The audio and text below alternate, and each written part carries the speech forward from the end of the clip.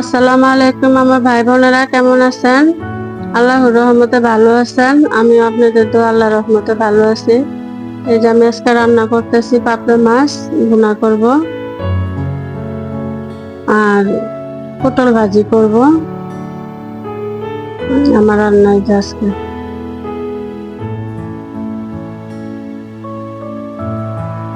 মাছটা একটু লাল লাল করে ভাজা নিব।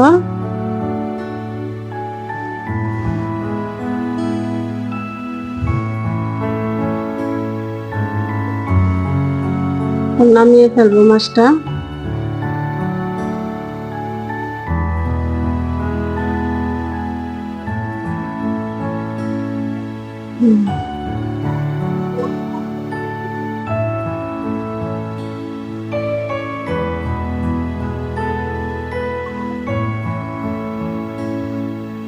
মাছটা ভাজা শেষ, এখন আমি বসিয়ে দেব মাছটা ভুনার জন্য।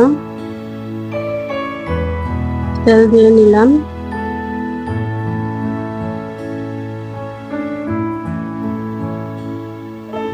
পেঁয়াজ দিয়ে নিব।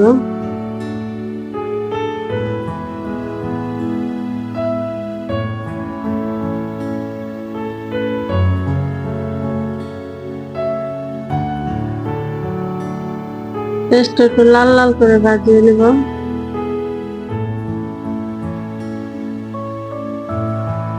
লবণ দিয়ে নিলাম। আমি হলুদ, মরিচ, ধনিয়ার ফাঁকি, জিরা ফাঁকি একসাথে আমি করে গুলিয়ে নিয়েছি, এটা দিয়ে দিলাম। টমেটো দিলাম 2টা।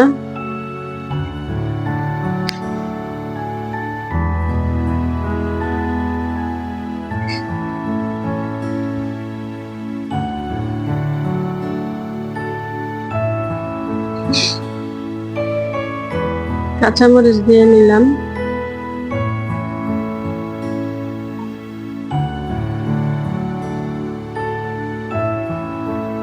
পানি দিলাম, ভালো করে কষিয়ে নিব, মানে একটু হালকা ঝোলঝোল করবো তো এই জন্য যে দিয়ে নিলাম মাছটা।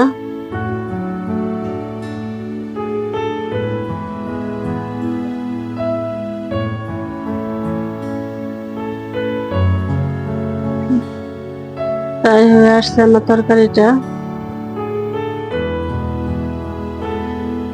আবার একটু কাঁচামরিচ দিয়ে নিলাম।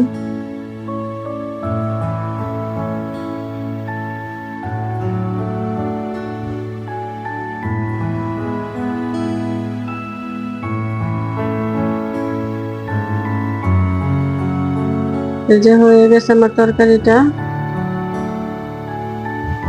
এখন আমি বসিয়ে দেব পটল ভাজা। এই যে আমার তরকারিটা।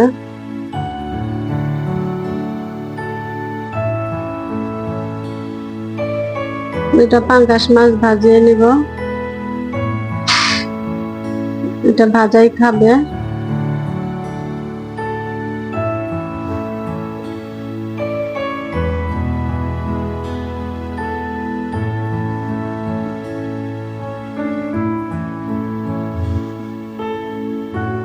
দুই পিসি মাছ ছিল, ওই জন্য ভাজিয়ে ফেললাম, ভাতের সাথে খাবে। আমার ভাজা শেষ,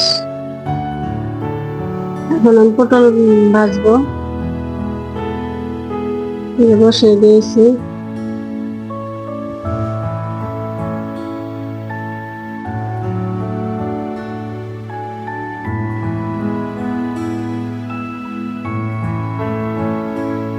এই যে আমার পটলটাও হয়ে গেছে।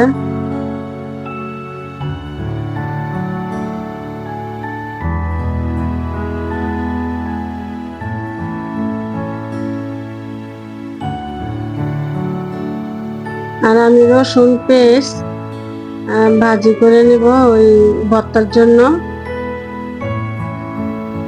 আমার ছাদের একটা ওষুধি গাছ আছে, এটা আপনারা চেনেন কি জানি না, দমকলসের পাতা। এটা আমি রসুন পেস্ট দিয়ে, কাঁচামরিচ দিয়ে বা শুকনো মরিচ দিয়ে এটা লাল লাল করে ভাজা আমি পাটাতে ভর্তা বানাই। এই ভর্তাটা যে বানাবো আমি এখন। এই যে পাতাটা, এটা আমরা দমকলস বলি, আমাদের দেশে অনেক হয়। আমি দেশের থেকে বীজ নিয়ে আসছিলাম, আমার ছাদেতে আমি লাগাইছি। এটা আমি খাই, এটা অনেক উপকারী গাছ।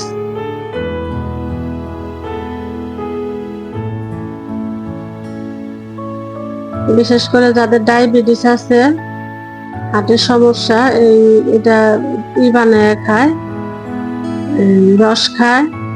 আমিও রস খাই সকালবেলা, আবার এটা ভর্তা বানিয়েও খাই, রসুন দিয়ে, পেঁয়াজ দিয়ে। পেঁয়াজ কম দেই, রসুনটাই বেশি দিই। এই যে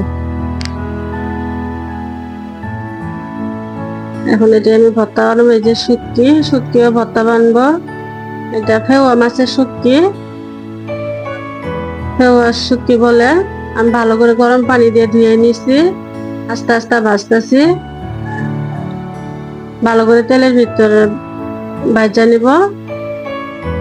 বাড়ির থেকে আনছিলাম, শুটকিটা একটু হয়েছে দেখে আমি গরম পানি দিয়ে ধুয়ে নিলাম। যখন আমি ভর্তা বানাইতেছি, এটা ছেঁচা ভর্তা বানাবো।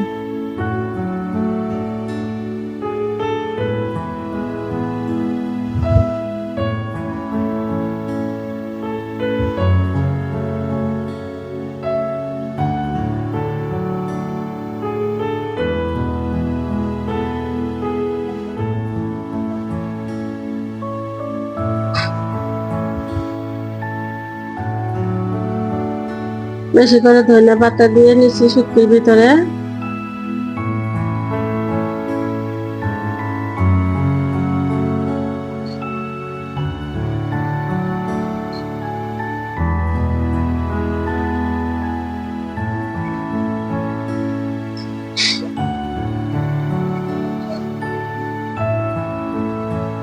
কাঁটাটা ফেলে নিতেছি, কাঁটাটা ফেলে কাটা কাটা লাগবো না।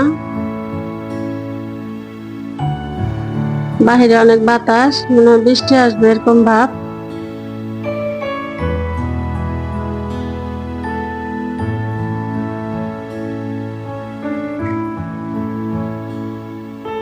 এই যে আমার মাছ ভাজাটা, এই যে পটল ভাজা, এই যে আমার শুটকিটা, আর এই যে আমার ওই ওষুধি গাছের ভর্তাটা। কেমন হইলো ভাই বোনেরা আমারা জানাবেন। আর এই ভর্তাটা খান কিনা। আমার ছাদে অনেক হয়েছে, আমি সবসময় খাই এটা। এই যে আমার বাসা।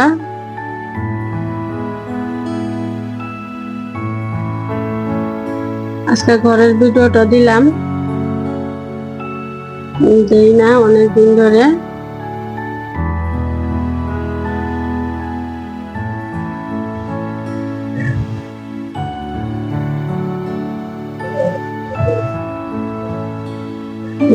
কোনো কাজ করতে পারি না, আমার ঘরে ছোট বাবু আছে, ওকে সময় দিতে হয়, খালি কান্না করে। আম্মুর কাছে বেশি থাকতে চায় না, দাদির পাগল। কে কে আপনারা দাদি হয়েছেন নতুন জানাবেন। আমি নতুন দাদি হয়েছি।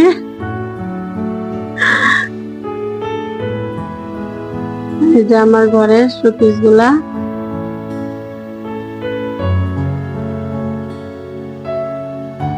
আমার নাতির জন্য দোয়া করবেন সবাই, আমার নাতিটা যেন ভালো থাকে। যেগুলা আমার নাতিনের সুজি মিশ্রি এখানে রাখছি পড়ার টেবিলে। আমার ছেলে টেবিলে পড়াশোনা করতো, এখন তার বাচ্চার জিনিস রাখছি।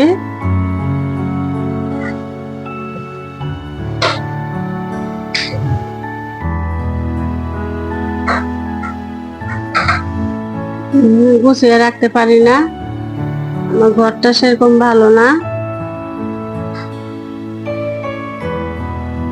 আবার ছোট বাবুকে নিয়ে কাজ করতে পারি না, আমার বউটা ছোট মানুষ, সামলাতে। এই যে বাবুটা ছিল ঘরে অগোছানো, এই যে আমি গুছিয়ে ফেলতেছি। ও এখন ঘুম আসবে, আর আম্মু ঘুম পাড়াইতেছে। আমি ভাবলাম যে ঘরটা একটু সুন্দর করে ঝাড়া দিয়ে আসি, ময়লা যদি থাকে। এটা আমার ছেলের বউর ঘর, একদম ছোট আমার ছেলের বউর ঘরটা। শুধু একটা খাট আসছে আর একটা ওয়ার্ডরোব, আর পিছনে যেটা আমার ঘর। বেশিরভাগ আমার নাতিন এই ঘরেই থাকে। এই ঘরে যত মেহমান টেহমান আসে আমার ঘরে। এটা আমার ওয়ার্ডরোব।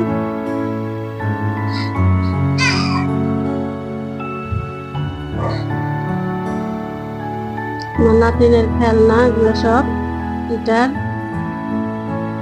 যেমন নাতিনের গাড়ি। এই যে আমার রুমটা, এটা আমার আলমারিটা।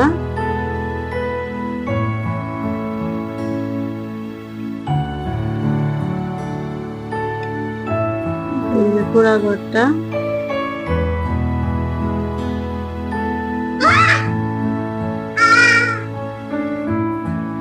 এই যে গাছটা আমি আনছিলাম, এই গাছটা এখানে দিয়েছি। তাই সেই পর্যন্তই। ভালো থাকবেন, সুস্থ থাকবেন, নিরাপদ থাকবেন। আসসালামু আলাইকুম। আল্লাহ হাফেজ।